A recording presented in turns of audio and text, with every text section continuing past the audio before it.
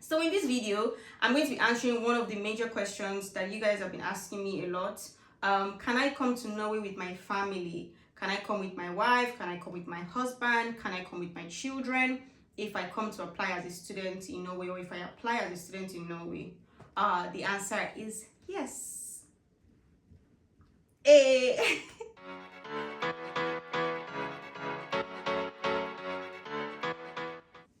Hi guys, welcome back to my YouTube channel. I'm very happy to be back this week because I dropped a video last week and a video this week. Match is looking good. Let me behave myself. Okay, welcome back to my YouTube channel. If you're new here, welcome. My name is Muyiwa. On this channel, I share about my journey as a student in Norway, and I also help you to come and study in Norway if you want to. I share information about masters, bachelors, and just everything in between in my journey of studying in Norway, right? So in this video, I'm going to be answering one of the major questions that you guys have been asking me a lot. Can I come to Norway with my family? Can I come with my wife? Can I come with my husband? Can I come with my children? If I come to apply as a student in Norway, or if I apply as a student in Norway? The answer is yes. Let's get into the gist. So it is very possible for you to come to Norway with your wife or your husband or your child or your partner when you're a student. And generally, it is advised that when you want to do that, the person that is applying as a student would come first. That's when you apply and get your visa and everything. And then when you settle in, you can now apply for your family to come, or your family member can apply to come and meet you where you are. And the reason for this, I think, is because of the proof of funds. Because if you're applying for your visa or your study permit or anything in Norway, you have to show that you have the money to take care of yourself. And typically, when you're applying as a student, as I've shared with you before in other videos, you send the money to the university. Like, for instance, I'm in University of Stavanger. When I applied and I got my admission and I wanted to apply for my study permit, I sent my proof of funds to University of Stavanger.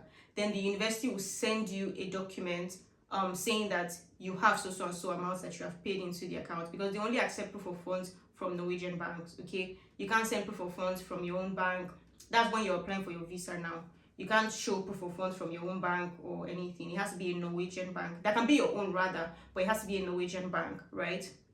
So if you want to apply for your family, okay, they will advise that you come first, and then after you come and you're settled in and you have a bank account, you can show proof of funds for them, or they can use your bank account to show proof of funds for themselves, right? This is like generally. But of course, when there's a general rule, there are always like some exceptions, right? For instance, real life story, right? Somebody that I know, she came to study in Norway, but she came with her husband. Though they didn't come with any kids, but then she came with her husband, right? And it was at the same time, like when I was coming, like 2020, and that was like at the beginning of COVID. Not even, it wasn't the beginning of COVID. It was the beginning of COVID, but we didn't come at the beginning of COVID because there was COVID. So we had to wait till after one semester, right, before we could come. And that was the same case for her. She's not African, right? This may vary on a case-by-case level, and may also vary depending on the country that you're coming from, right? That's your country of nationality, right? So she's not African and her husband is not African as well. So if you're applying, this might be different for you, but I'm just sharing this story so you know that things might be slightly different depending on the situation. So yeah, it was like around the COVID time, and then she was coming to school. She had already applied and already paid the money for the proof of funds to the University of Stavanger. But then she emailed them to say that, oh, please, I'm married, I have a husband, and I would like to come with my husband. Is it possible for us to apply together, and I will just pay his own proof of funds into this account as well? Typically, they don't usually do that, right? But she was like, she pleaded her case, right? That, oh, it's the COVID period. We don't know, things are very unstable. And she didn't want a case where maybe they'll be locked down. She will not see her husband for months and all of that. And, she explained to them. And then they allowed her to pay the proof of funds for her husband into the account for the school, right? And then the total was, last year was like 265,000 NOK. It has gone up now though. I'll get to that. But yeah, they allowed her to pay that money into the bank, into the school account. So she was able to, or they were both able to use the same proof of funds from the school to apply. So what they did was she applied first. Oh no, they applied at the same time, and then she got her own feedback first. And then when she got her feedback and her husband had not gotten his feedback, they sent an email to the application office that, we apply together, we're a couple, we're coming together and all of that. And according to what you've stated, they're supposed to get feedback together. So they got back to him like after 2 weeks, and he also got the visa. So they were able to come together. And yes, when you come with your spouse like that, they are able to work full time. You as a student, you cannot work full time. You can only work 20 hours per week during school time, but during summer or holidays, you can work full time. But your spouse can work full time if they get a job, right? Cool. So yes, you can come with your spouse. That was like a real life specific example. Like I said again, it's after, I almost forgot.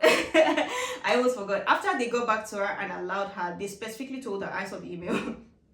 They specifically told her that that they're not going to be doing this going forward, that this is the last time that they're going to be doing this kind of thing, that in the following year, which is this year, they're not going to be doing that.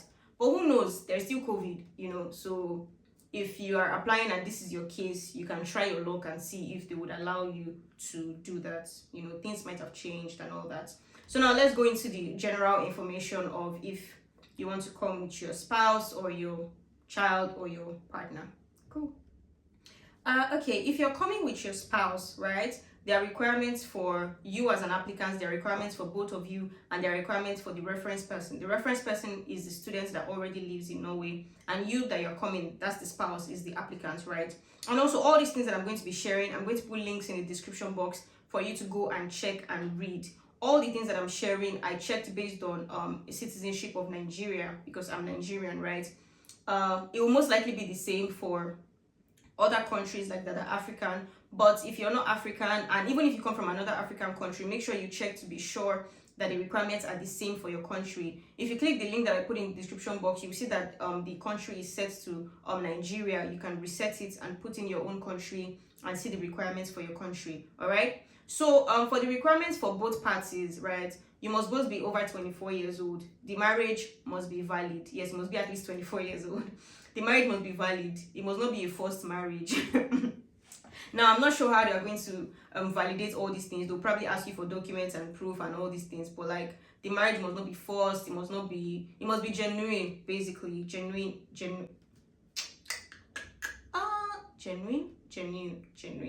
Moving on. Moving on. Yeah, that's requirements for the two people. Yeah, for the applicant, you that you'll be applying, that's the spouse. You must be able to show a valid identity, like a passport. You must not have been banned from Norway or from the Schengen area before. You must have, what's wrong with me? You must not have been banned from Norway or the Schengen area before. And for the person that is the reference person, right, you must be able to document. You're the one that will document. You document 200, at least, it's around 287,000 Norwegian krona, slightly above 287,000 Norwegian krona. And in dollars, that's $32,000 or 32,280, thereabouts. Yeah. Like I said, all this information is in the link in the description box. So you check it and, you check for your country and what you're required to do. But the amount will be the same for everybody. Well, for Africans at least, or if you're not if you're non-EU, if you're an EU resident, I don't know, it might be different for you, so check, right?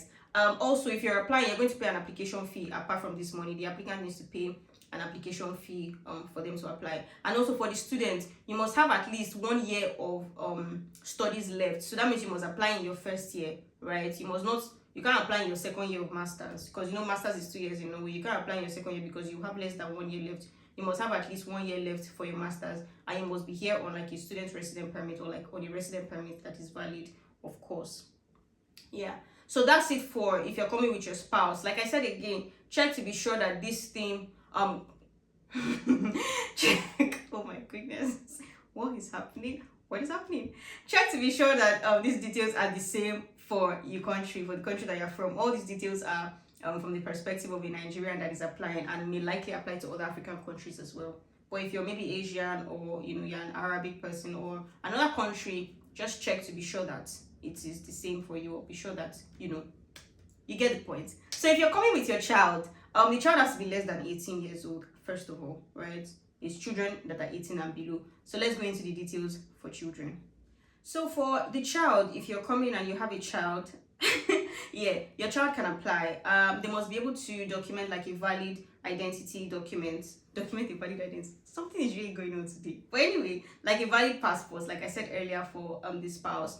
If the child is, if you're separated from your spouse, and your other spouse that you're separated from is also part of like the parental guidance for the child, they have to consent to the child coming to live with you in Norway, right? You can't just take the child alone, you know, if the other parent is still involved, right? And if the child is adopted, you have to show documentation, you know, to confirm that the child is adopted and all of that. And you as the reference person, that's the student that is in Norway, the same similar things that apply for spouse. You need to be able to show that you have one more year left, or you have to have one more year, at least one more year left in your studies. You have to be here on a valid residence permit, and this amount that you're showing is the same. Same amount, 287. Did I say 87 or 67? 87. My brain is working. 287,200 and something Norwegian krona, which comes to like 32,200 ish USD. Might be slightly above, might be different depending on the exchange rate of your country. Okay. So moving on. If you are coming with a cohabitant, like maybe you have a partner, you are not married, but like you have a partner, you can also come with your partner. So if you're coming with a cohabitant or a partner, right, I would advise that you click the link and just check for the details that apply to you, because it's kind of different from the one that applies to spouse and it's a bit longer. You know, there are things around maybe if you've been divorced before, if you've been married before, about pregnancy, things like that. So just check to be sure. I don't want to go over all those details here, but the general details that apply to the other categories still apply here. You know, you must show the person that is a student must show that they have at least 1 year left of their studies. The amounts that you're showing is the same. You must be able to document that you have a valid identity, you know, show your passport, and the person that is a student must be able to show that, you know, they are here on a valid residence permit. And also there's one more thing that I forgot. Oh god. Yes, of course, if you're applying, you must pay an application fee, and you must not have been banned from Schengen area or from Norway before. If you're coming with kids and you have more than one child, you will likely have to show higher amount of money. So just check to be sure that, okay, maybe if you're coming with 2 kids or you're coming with 3 kids, how much particularly do you need to show? Is it different based on their age? Just check the link, you know, and everything that you need to know is there. And if there's anything that you're confused about, that you think that is not listed after you have checked very well, you can send them an email to find out. That's the UDI, the visa application office. You can send them an email to find out specifically about that. Oh, this is what I want to know. Are you able to do this? Can I come with 4 kids? I'm sure you can come with 4 kids, right? I think I think so. So yeah, that's it.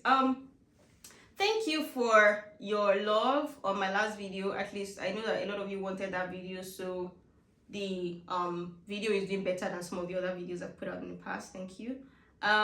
If you want me to address something urgently, because I'm going to be addressing your different concerns one by one in the following weeks. So if there's something you want me to address urgently or prioritize, you can put it in the comment section and maybe I will just prioritize that. Also, don't forget to share this video, don't forget to subscribe, don't forget to like, and sorry for all the breaking transmission where I was just laughing.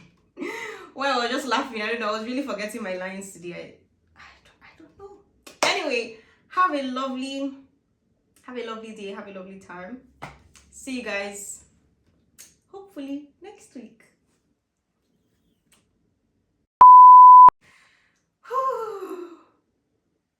Wow. Muyiwa, what happened? What happened? What happened? What happened to you? Forgetting all your lines.